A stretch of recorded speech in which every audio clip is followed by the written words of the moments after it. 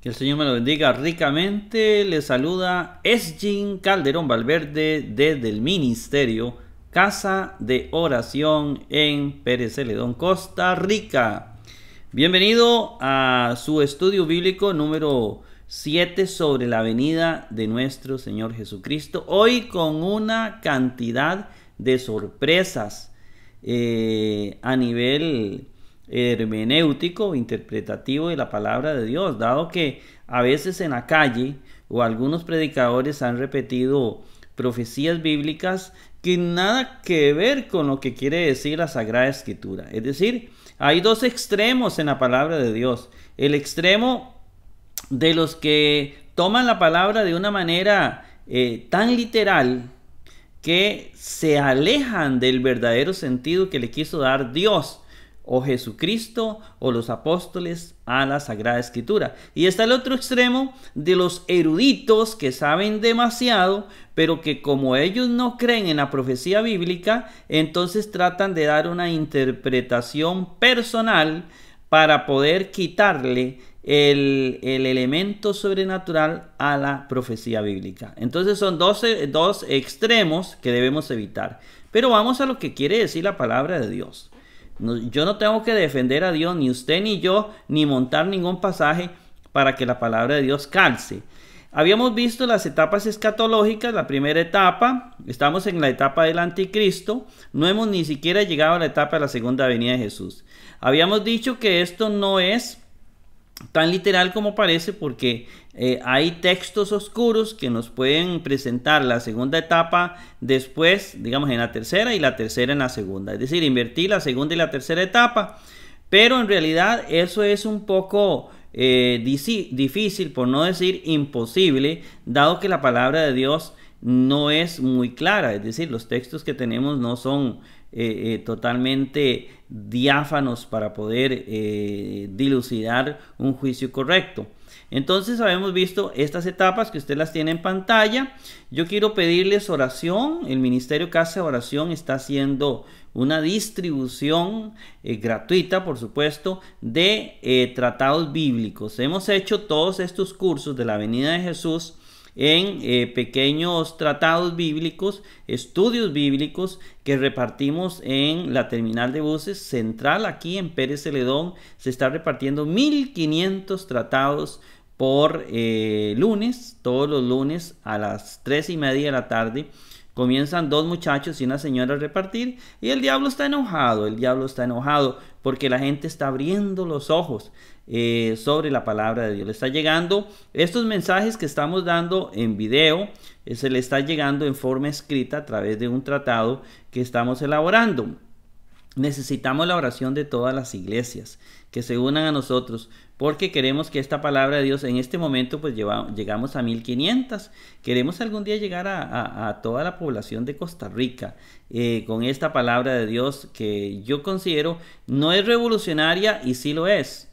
No lo es porque esto ha estado escrito desde hace 2000 años y sí lo es porque como en muchos sectores del área escatológica comenzaron a interpretar la Biblia de una manera muy rara, muy extraña, se alejaron de lo que realmente era lo que toda la vida se ha predicado sobre la palabra, y entonces hay que volver de nuevo a la misma palabra de Dios. Estamos entonces hoy con ¿quién atrasa la venida de Jesucristo? Eso es un pasaje, mis queridos hermanos, totalmente tergiversado en la Sagrada Escritura. Hoy lo vamos a ver y vamos a tomar en cuenta el contexto de la palabra de Dios para ver a qué se refería Pablo. Y usted me va a decir al final de este programa, a ver si nos da tiempo porque es demasiado lo que tenemos. Y vamos a ver dos textos, el de Pablo y vamos a ver el texto de el Apocalipsis. Hoy seguimos, recuerde que estamos explicando la narración que hace nuestro Señor en el versículo 8 al 14, Mateo 24, 8 al 14, habla de una gran persecución y Jesús nos ubica y nos da este versículo 15 para decir a qué se refiere esa persecución que va a tener la iglesia después de la guerra mundial, de los terremotos. Y entonces tenemos este pasaje que dice: cuando veáis la abominación de la desolación, y usa la palabra deligmatis erimosios, que es la abominación de la desolación, que ya la estuvimos explicando, no nos vamos a detener sobre eso, que es la abominación de la desolación o el ídolo abominable si nos tomamos del hebreo, dicho por el profeta Daniel. Fuimos al profeta Daniel, vimos que el profeta Daniel nos comienza a describir un líder mundial que el Nuevo Testamento le llama el anticristo, la bestia, el hombre impío, son los 3 nombres que recibe en el Nuevo Testamento. Son las profecías de Daniel, la retoma el Nuevo Testamento, y esas son las que estamos explicando para que la gente no se ponga a inventar disparates. Lo dicho por el profeta Daniel en el lugar santo, Jerusalén, eso ya lo hemos explicado, ¿verdad? Entonces vimos el perfil que nos da el libro de Daniel sobre el anticristo. Vimos que es un tipo que va a perseguir a los santos, al pueblo de Dios. Vimos que es un tipo que va a invadir Jerusalén, que va a destruir el santuario. Es un tipo que va a colocar en el ala del templo de Jerusalén el ídolo abominable, y etcétera, etcétera. Es decir, hemos visto un perfil de un tipo que va a gobernar 3 años y medio, y que vamos a ir ahondando en eso. Hoy vamos a ver quién lo detiene. Es decir, vamos a ver la versión de Pablo sobre esto, sobre ese ídolo abominable, sobre esa abominación de la desolación, según Daniel, lo que Jesús explicó y resumió en Mateo 24, 8 al 14, y nos vamos directamente entonces a lo que nos va a decir Pablo. Vámonos a 2 Tesalonicenses 2:1, y usted aquí, si usted ha escuchado predicaciones sobre la venida de Jesús totalmente tergiversadas, hoy va a cambiar su perspectiva de lo mismo. En el centro tenemos la traducción literal del texto griego para que no nos perdamos de vista, para que no inventemos palabras que no dijeron los apóstoles o Pablo. Comenzamos sin más preámbulos. Más rogamos a vosotros, hermanos, Pablo le está hablando a la iglesia, acerca de la parusía, y aquí usamos muchas palabras, digamos que a muchos les parecen difíciles, pero son las palabras griegas. Tis parusías, de la parusía. Eso se traduce, parusía. Ve que la palabra es muy parecida a la nuestra, porque parusía viene de la parusía griega, y parusía significa venida. La venida del Señor, la parusía del Señor, está hablando de la venida del Señor, como viene aquí el icono o la imagen. La venida del Señor, ¿estamos de acuerdo? La segunda venida de Jesús. Pablo no se pone a decir y la primera, la segunda, la tercera. Se sabe que la venida del Señor es la que sigue, es la próxima. Jesús no ha venido. Entonces la segunda venida de Jesús. La primera fue cuando vino, nació como humano de María, y creció, predicó, sanó, murió, resucitó y subió a los cielos. Ahora viene de nuevo, viene de nuevo. No toca tierra, como lo vamos a ver después en Mateo 24. Y como lo vamos a ver. Pero que todo ojo le verá y punto. Después vamos a explicar también eso. Entonces la parusía del Señor, dice, de Jesucristo, o sea, la venida de Jesucristo. También dice de nuestra reunión con Él. Y ponga eso, ponga cuidado, nuestra reunión con Él. Nuestra reunión con Él. Es decir, está hablando cuando nos reunimos con Jesús en el arrebatamiento. Aquí como está en el dibujito, que eso nos va a aclarar. Tanto los que están vivos como los que están muertos, pero creyeron en Cristo, resucitarán y se encontrarán con Él en los aires. Esa es la reunión con Jesucristo. Es decir, Pablo va a hablar en este texto, nos va a hablar en estos textos, estos versículos que hoy vamos a comentar, nos va a hablar de el arrebatamiento de la iglesia y la venida de Cristo. Y algo detiene que esto suceda, es decir, que venga el arrebatamiento y la venida de Jesucristo. Algo le está deteniendo. ¿Y qué es? Es lo que vamos a comentar en esta oportunidad, mis queridos hermanos. Por eso viene el otro versículo y luego dice, y viene una advertencia muy clara, hacia el no rápidamente, no sé si tendré un color de pluma azul, tal vez, a ver si me ayuda, hacia el no rápidamente ser sacudidos vosotros de la mente. Aquí viene primero una advertencia, que no seamos sacudidos de la mente. Es decir, no seamos tal vez no nos metan una idea falsa de la venida de Cristo, porque dice, ni sean alarmados, vea, es decir, no se alarmen, ni por medio, dice, ¿de qué? Ni por medio de espíritu, ni por medio de palabra, 2, ni por medio de epístola, como si fuera de nosotros, como que está encima el día del Señor. Es decir, ustedes no se alarmen, no se dejen convencer, es lo que dice Pablo. No se dejen, ni por medio de espíritu, y no me burlo, porque de la palabra de Dios nadie se burla, ni de los fenómenos que ocurren en la iglesia. Pero que un hermano dice, mire, es que el Espíritu Santo me está diciendo que Jesús viene esta noche. No, dice Pablo. Mire que el Espíritu Santo me dice que Jesucristo viene la otra semana. No, dice Pablo. No se dejen alarmar por medio de espíritu, es decir, que el Espíritu me revele algo. El Espíritu Santo no va a revelar algo en contra de la Sagrada Escritura. Dice, ni por medio de palabra. Eso puede ser por medio de la predicación, que llega un predicador y está diciendo, mire, el Señor llegó, como parece aquí este payaso, ¿verdad? El Señor llegó. El Señor está ya aquí en Jerusalén, el Señor está allá en Oriente, el Señor está en el desierto, el Señor está... Mire que, no, hermanos, ni por medio de palabra. Mire que el Señor va a aparecer a final de este año. Hermanos, Pablo lo decía hace 2000 años, ni por medio de palabra, dice, ni por medio de epístola, es decir, de carta.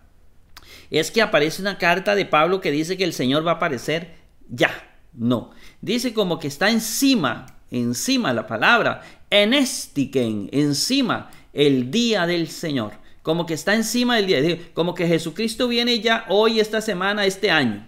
No puede venir. ¿Y por qué no? Te lo voy a mostrar en este programa a través de textos de la palabra de Dios, no de lo que a mí me parece, sino de lo que dice la Sagrada Escritura. Y vámonos aquí. Dice...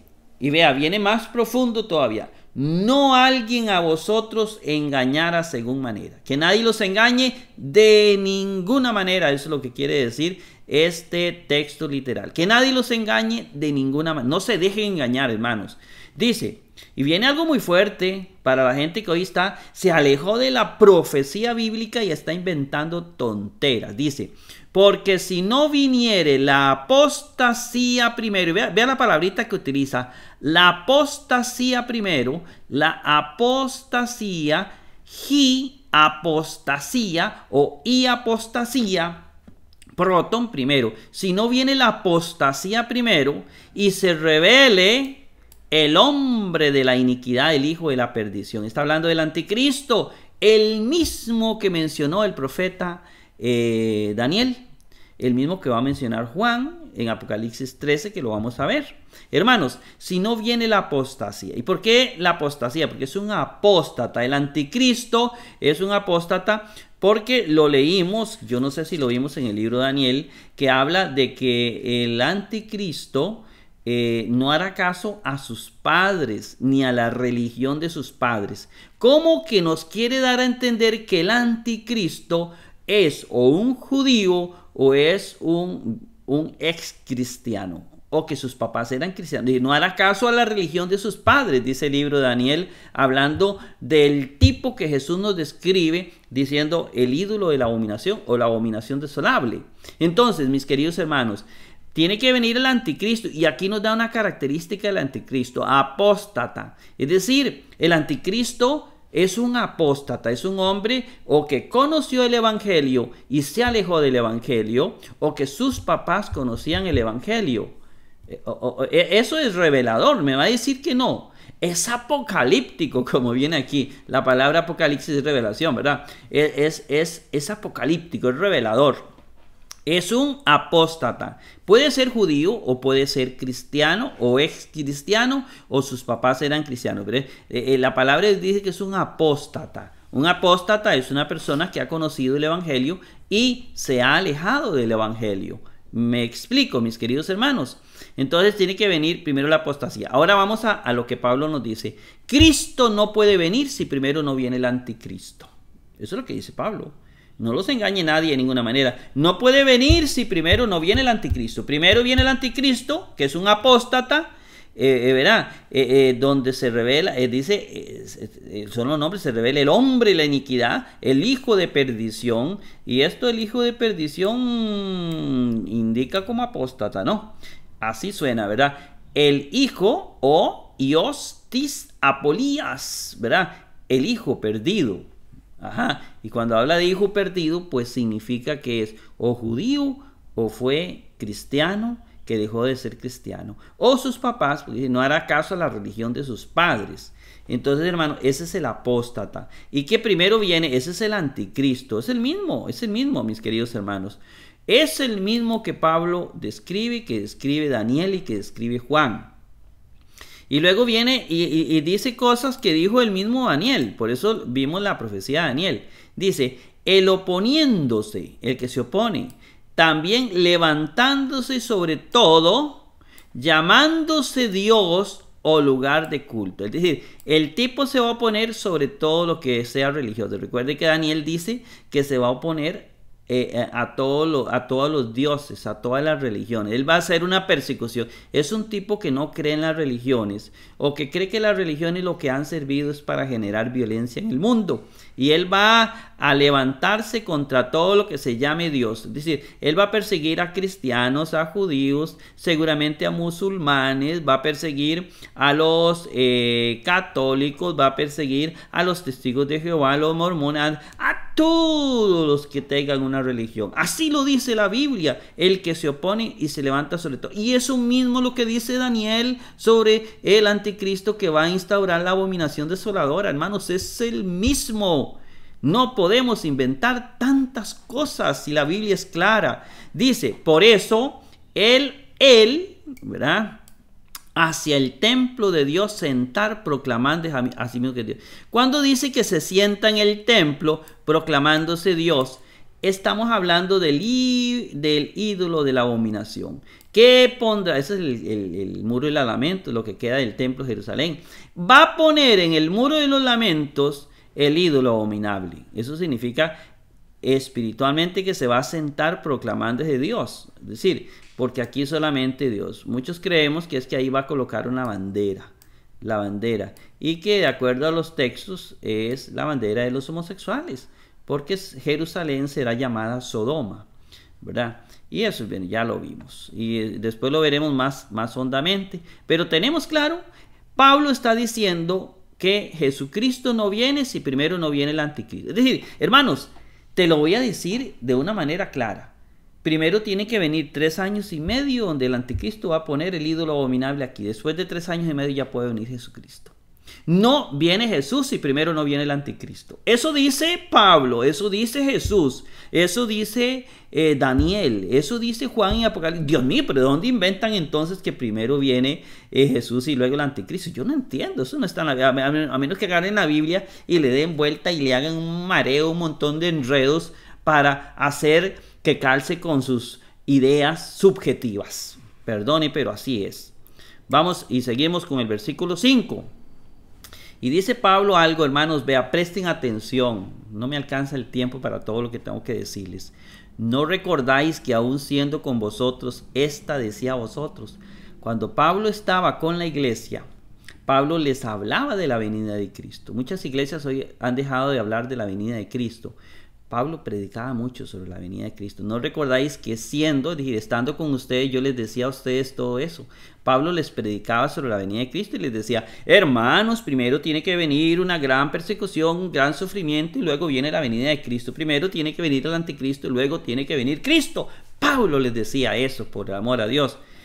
Y vámonos a otro versículo, el 6, que es el centro de este programa. También ahora... Y habla del reteniendo. El que retiene, sabéis. Ustedes saben quién lo retiene, le dice Pablo. Ponga atención porque le voy a decir algo muy nuevo. Ustedes saben lo que ahora les retiene. Y no es nuevo porque es viejo, pero es nuevo porque ahora se ha tergiversado mucho la palabra de Dios. También ahora sabéis qué les retiene. ¿Qué impide que se manifieste Jesucristo? Dice, hacia ser revelada a él en sí mismo kairos, es decir, para que se revele en el tiempo oportuno, ¿verdad? Vosotros sabéis qué es lo que le retiene, para que se manifieste en su momento oportuno. Entonces, para que se manifieste en su momento oportuno. Es decir, vamos a ver qué lo retiene. Y entonces muchos comienzan a decir, mire, lo que retiene al anticristo es el Espíritu Santo. Porque puede ser que esté reteniendo la venida del anticristo, que a su vez retiene la venida de Jesús, ¿no es cierto? Entonces dice, lo que lo retiene es el Espíritu Santo, la iglesia. Yo no sé, eso lo han inventado los que han hecho películas, pero no está en la Biblia. ¿Qué le retiene? Ahora sabéis. ¿Sabéis? ¿Por qué sabéis? ¿Por qué sabéis, hermanos? Sabéis porque Pablo se los decía. ¿Y por qué no lo dice en esta carta? ¿A qué le tiene miedo Pablo? Pablo dice que para que venga el anticristo tiene primero que venir, tiene que ser quitado algo para que se revele en el kairos, en el tiempo oportuno, ¿verdad? En el momento que Dios ha determinado. Hay algo que retiene la venida del anticristo. ¿Y qué es? Es algo que la iglesia sabía, pero que Pablo no se anima a decir aquí en carta, y que hay que decirlo en forma simbólica. Aquí hay un rey romano, y aquí está Pablo, que estuvo preso. Pero vamos a ver qué es lo que le retiene. Pues el misterio ya se obra de la iniquidad. Solo el reteniendo ahora procedente del medio se llega a hacer. Solo que sea quitado de en medio el que lo detiene y se manifestará el anticristo. Vea que Pablo dice, el anticristo no está, pero se va a manifestar. Y hay algo que lo retiene. Y luego dice, también entonces se revelará el impío. Cuando sea quitado de en medio el que le detiene, se revelará el impío. Se apocalipsiará, es decir, se revelará el impío, a quien Jesús matará con espíritu de su boca y hará desaparecer con la epifanía de la parucía de él. Y cuando el Señor después al final aparezca en otra venida, lo hará desaparecer. Porque realmente no se va a desaparecer así. Hermanos, y ya vamos a entrar a algo interesante. Yo le voy a decir, y me voy a devolver un momentito con el perdón suyo, porque lo que viene es muy importante. El reteniendo, sabéis, no es la iglesia, porque la iglesia tiene que ser perseguida por el anticristo. Para que se manifieste el anticristo, tiene que ser quitado de en medio Roma, el imperio romano. Pablo no podía decirlo, porque si Pablo lo decía, entonces generaba mayor persecución. Y muchos dicen, sí, pero es que Pablo no es como... Esos son tonteras que nosotros inventamos. Que la gente pone a decir que esto, no. Pablo no podía decir unas cartas, porque incluso muchas veces él estaba en la cárcel escribiendo las cartas, y ahí habían guardias romanos. Él no podía decirle, mire, es que cuando sea quitado, cuando termine el imperio romano, y ahorita le voy a mostrar unas imágenes de los imperios para que usted lo vea clarísimo, lo va a saber hoy claro, no se me traume. Pero Pablo decía, cuando sea quitado el imperio romano, entonces vendrá el otro imperio. Y ahí hay disvariando, dirán algunos. Ay, espérese para que vea lo que le voy a explicar de Apocalipsis, y me va a decir si estoy disvariando o no. Primero tiene que ser quitado el imperio romano, ese es el que le retiene, pero Pablo por eso no lo dice. Si hubiera sido la iglesia o si hubiera sido el Espíritu Santo el que tiene que ser quitado para que se revele el impío, porque Pablo no lo va a escribir, pero aquí Pablo no lo dice. Pablo tiene miedo, porque Pablo era un hombre prudente y sabio. En eso lo encontramos en la palabra de Dios. Pero tiene que ser quitado el imperio romano para que se manifieste el anticristo. Eso es lo que dice Pablo, mis queridos hermanos. Ahora, en este momento usted no está muy convencido. Entonces vamos a entrar a la misma Biblia que nos va a decir quién es el que lo detiene y quién tiene que ser quitado para que se revele el anticristo. Rápidamente vamos a Apocalipsis 17:1. ¿Está bien? Lo tenemos ahí en pantalla. Y vamos rápido porque vamos a dar la parte de la explicación. Pero yo sí quiero leer todo el Apocalipsis 17. Porque es muy revelador. Vino uno procedente de los 7 ángeles, de los teniendo las 7 copas, habló conmigo diciendo, ven, te mostraré el juicio de la prostituta, de la grande, de la que está sentada sobre muchas aguas. Aquí, mis queridos hermanos, Estamos hablando de la gran ramera que está sentada sobre la bestia de 7 cabezas que está en Apocalipsis 13, que lo vamos a explicar, ¿verdad? Bien. Y hay una mujer sentada. La gran prostituta no es la bestia.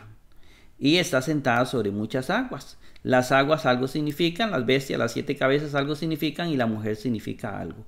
Pero son personas diferentes. Nada más habla de una prostituta, ¿verdad? Que este capítulo nos va a decir quién es la prostituta, quién es la bestia de 7 cabezas, quiénes son. Entonces pongan mucha atención porque luego dice, con la cual se prostituyeron los reyes de la tierra.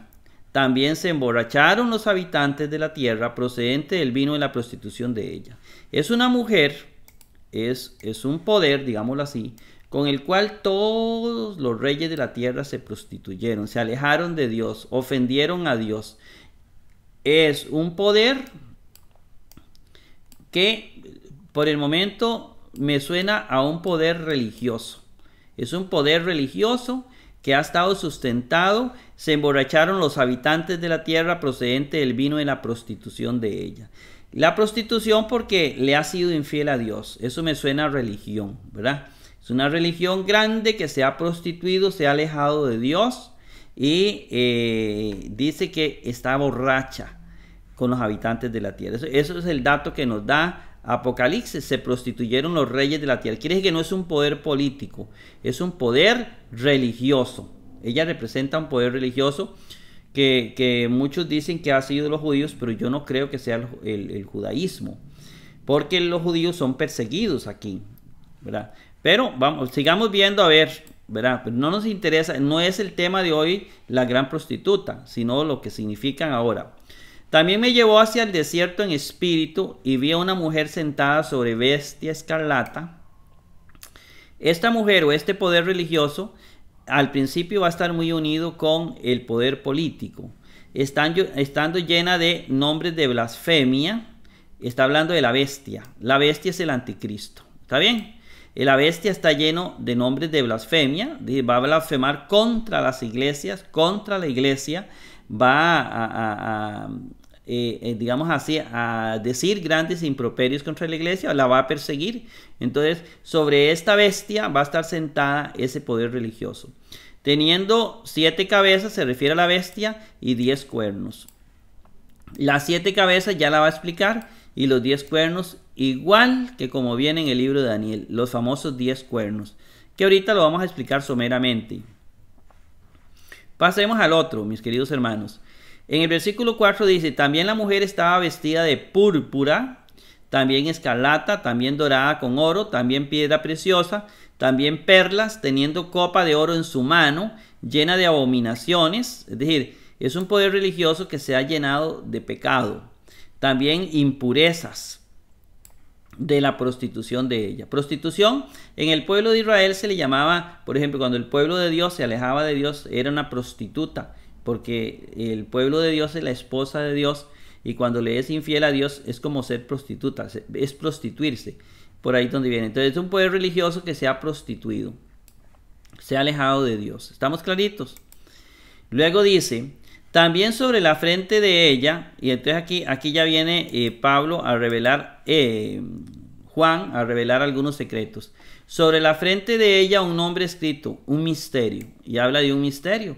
Un misterio es algo que no revela, pero que para Juan significó una cosa, pero para nosotros puede significar otra cosa. Vea lo que dice.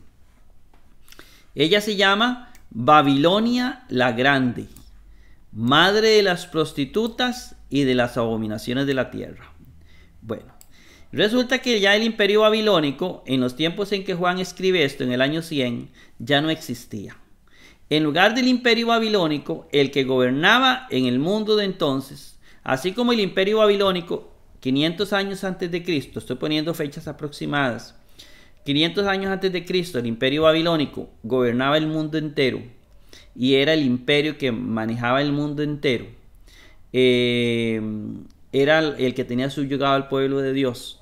En el tiempo de Juan, en el año 90, en ese año, el Babilonia era Roma.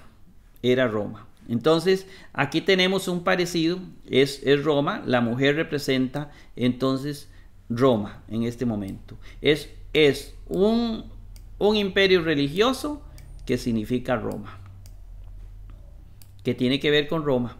Por eso es un imperio religioso que tiene que ver con Roma. Ya usted podrá ir diciendo, no estoy juzgando todavía nada, porque en realidad le estoy diciendo nada más lo que voy sacando de los textos bíblicos. También vi a la mujer emborrachándose procedente de la sangre de los santos. Es un poder religioso ubicado en Roma que ha perseguido a la iglesia, que ha matado miles de santos. Es un poder religioso que ha martirizado a muchos. Juan, cuando pensaba en esto, estaba pensando en Roma, que había matado a cristianos, que había matado a muchos creyentes. En él estaba pensando, ¿por qué Juan no pone, estoy con Pablo porque estoy con el primer texto, ¿por qué Juan no pone ahí Roma? ¿Por qué pone Babilonia? Porque lo hace de modo simbólico igual que lo hizo Pablo. No escribe el nombre correcto, pero si usted le pregunta a cualquier erudito de cualquier religión, va a decir que es representación del Imperio Romano de aquel entonces. Dice que ella está borracha de la sangre de los santos, porque ha matado muchos santos. También procedente de la sangre de los mártires de Jesús, ha matado a muchos cristianos este imperio, pero no es el anticristo. Luego sigue y dice, también me asombré, y luego dice, me asombré. ¿Por qué Juan se asombró? Porque vio algo que lo asustó mucho, con gran asombro habiendo visto. Aquí Juan vio el secreto de quién es esta mujer. Muchos consideran, y le voy a decir así, muchos dicen que representa al pueblo que Dios dejó y que se pervierte en el transcurso de la historia, persiguiendo a personas que creen en Dios, que creen en la Biblia, y muchos lo identifican con la Iglesia Católica Romana. No estoy juzgando, nada más analice los textos bíblicos y usted mismo llega a una conclusión objetiva. Luego dice, y sigue dando datos interesantes. Dice, también me dijo el ángel, ¿por qué te asombras? Porque Juan estaba asombrado, como diciendo, mire, pero si esta fue la iglesia que dejó nuestro Señor y cómo se llega a prostituir, a alejar de Dios, a alejarse del Señor. Me dijo el ángel, ¿por qué te asombras? Yo te diré el misterio de la mujer. Entonces nos va a decir el misterio de la mujer, también de la bestia. Son dos cosas diferentes. Este es el poder religioso y la bestia es el poder político.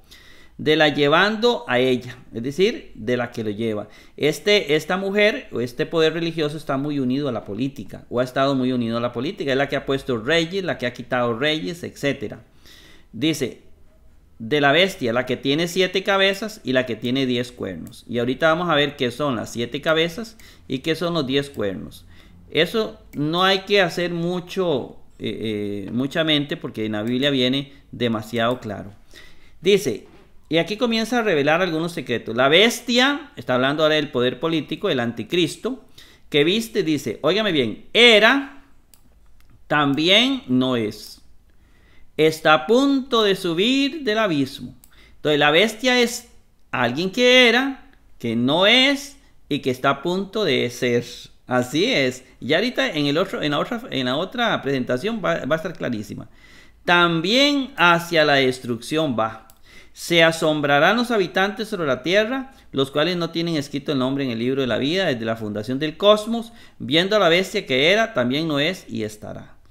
Es decir, era, la bestia que era, es uno de los imperios que ha existido, no es, en ese momento no es, porque es el imperio romano, y estará, es decir, llegará a tener otra vez poder como antes. Bueno, ahorita usted está a oscura. Ahorita vuelve a esta presentación, la vuelve a ver para que vea que la va a entender mejor con lo que le voy a explicar a continuación.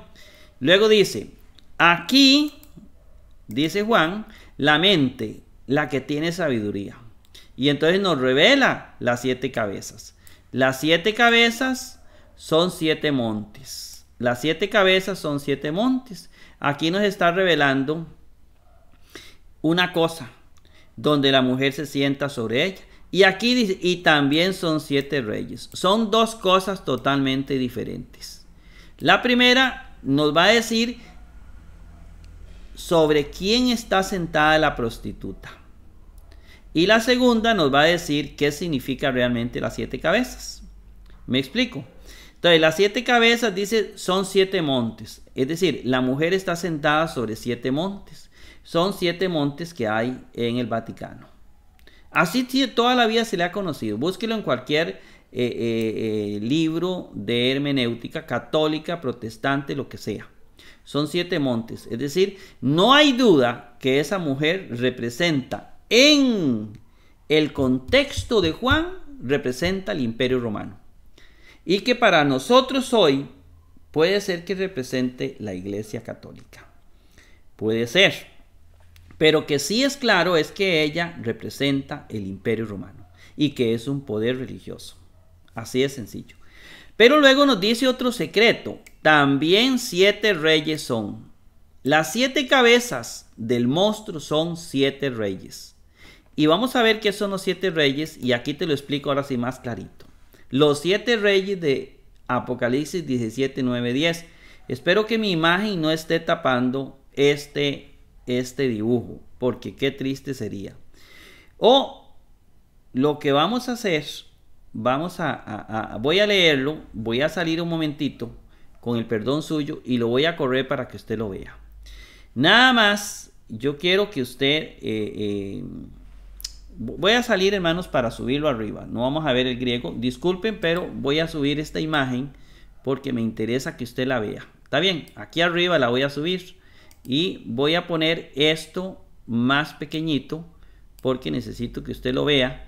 Y lo voy a poner con letra pequeña. Disculpen que haga esto en este momento, pero yo necesito que usted esta palabra de Dios la entienda bien. Y aquí. Está bien, yo creo que ahí mi imagen no está tapando esto. Vamos a hacerla en grande de nuevo. Y yo creo que ahí sí la ve usted, ¿verdad? Porque dice, es que esto es importantísimo. Dice... Los 5, recuerde que habla, y voy de nuevo atrás, ¿verdad? Voy de nuevo, dice, son 7 reyes. También son 7 reyes. Esto, ponga atención, también 7 reyes son. Y luego dice, y vamos a ponerle el azulito, porque si no, le va a quedar difícil de ver. Dice, póngame atención, los 5 cayeron, hay 5 reyes que cayeron, son 5 imperios que han pasado a través de la historia y que han tenido que ver con el pueblo de Israel, sobre todo con la persecución. Son estos primeros 5 imperios. 5 cayeron. El imperio Egipto, que existió en 1250 a.C., estoy hablando de la salida de Moisés de Egipto. El imperio asirio, más o menos en el año 883-859 a.C. El imperio babilónico en el 605-562 a.C. aproximadamente. Luego vino el imperio medo-persa, recuerdan a Ciro, 556-530 a.C., cuarto imperio. El imperio griego, 336-145, Alejandro Magno. Y sobre todo, uno de los que más se menciona es Antíoco Epífanes. Y luego vienen, dice, esos 5 ya han pasado. Los 5 cayeron. 5 reyes, 5 imperios ya pasaron. El 1 está hablando de el imperio romano. Voy a poner una X aquí grande. El 1 es, pero Juan no dice nombres porque no se quiere complicar, porque vea lo que dice es delito de alta traición. Decir que el Imperio Romano iba a dejar de existir era asegurarse la muerte ipso facto, inmediata, al instante, porque el Imperio Romano tenía la idea de que ellos eran dioses y que eran eternos. Y entonces dice, uno es, que es el Imperio Romano, uno está gobernando. De hecho, Pablo estaba exiliado en la isla de Patmos. Entonces, uno es, y digo, Pablo, disculpen, Juan, usted me entiende. El otro todavía no vino. El otro no viene, ese es el anticristo. El imperio, el que va a venir. El imperio romano dejó de existir en el año 476. Después de eso, el anticristo se puede manifestar en cualquier momento, pero tenían que cumplirse algunas condiciones. Y no se han cumplido. el pueblo de Israel tiene que volver a ser nación. Eso se cumplió en los 2000 años hasta el año 1949, cuando Israel se reúne de nuevo como Estado, después de miles de años. ¿Me entiende? Bueno, más de 1000 años. Más de 2000 años, perdón. Entonces viene el imperio del anticristo. Entonces, repito esto. Los 5 cayeron. Eso significa las 7 cabezas. 5 imperios que pasaron. El uno es el imperio romano que está existiendo en ese momento, que es el que está subyugando a Israel en los tiempos del primer siglo. Y llegó así hasta el año 476. El otro no vino. Y luego dice Juan, cuando venga, poco tiempo es necesario que permanezca. Y cuando venga, va a durar poco tiempo. ¿Por qué va a durar poco tiempo? Jesús dijo, mas por amor a los elegidos será corto, ¿verdad? Es decir, durará 3 años y medio. Eso lo dijo Daniel. Jesús dice que será corto el gobierno, los días se acortarán por amor a los elegidos, es decir, los días de la persecución. Juan va a decir también que dura 3 años y medio, tanto en la profecía del capítulo 13 como la del capítulo 11. Me explico, mis queridos hermanos. Entonces, aquí estamos hablando de que para que venga el anticristo tiene que ser quitado el imperio romano. Es lo mismo que dijo Pablo. Es decir, el anticristo no puede venir si no es quitado el que lo detiene. Y ustedes saben qué es lo que lo detiene. Eso dijo Pablo, ¿no es cierto? Vuelva a la profecía. Tome su Biblia, léala. Es el imperio romano que va a ser quitado y va a venir el imperio del anticristo. Pero no puede venir el anticristo si primero no es quitado en medio el que lo detiene, es decir, el imperio romano. Pablo no lo dice por miedo, Juan no lo dice por miedo, pero lo dice entre símbolos. Uno es, ¿verdad? Y el otro no ha venido. Más clarito, yo creo, hermanos, que no queda. Aquí vuelvo a repetir de nuevo los 7 reyes que están en un ladito. Dice, también la bestia que era, también no es, también ella el 8º es. Hay una posibilidad de que después de que en el imperio del anticristo son 10 reyes. Y esos 10 reyes le dan el poder a uno, que es el anticristo, que es el cuerno pequeño, ¿verdad? Entonces, pero no les voy a enredar. El imperio del anticristo está conformado por 10 naciones. De esas 10 naciones, ellos le van a ceder el poder a un líder mundial, que es el anticristo. Ese es el 8º, pero es parte del 7º. Es decir, eso quiere decir que desde esos 10 reyes que se van a unir 10 presidentes mundiales, desde esos 10 reyes va a comenzar una persecución letal contra la iglesia de nuestro Señor Jesucristo. También procedente de los 7 es, también hacia la destrucción va. Y aquí lo va a explicar mejor cuando dice, vea, ponga atención, mi querido hermano. También los 10 cuernos, los cuales vistes, y que también Daniel nos habla de esos 10 cuernos, de 10 líderes, dice, los 10 cuernos, los cuales vistes, 10 reyes son, los cuales no han recibido el reino, es decir, no han gobernado. ¿Por qué? Porque van a gobernar hasta que se manifieste el anticristo. No han recibido el reino, pero autoridad como reyes por una hora reciben con la bestia. Estos 10 reyes y la bestia o el anticristo va a ser uno de esos 10 reyes. Van a gobernar apenas por una hora, se van a reunir a gobernar, se van a aliar. Y luego dice, estos un solo propósito tienen, también el poder, también autoridad de ellos a la bestia dan. Ellos se reúnen y durante una hora, dice la Biblia, que puede ser simbólico, le dan el poder al anticristo, que es el que va a gobernar el mundo y va a hacer los estragos como nunca en la historia.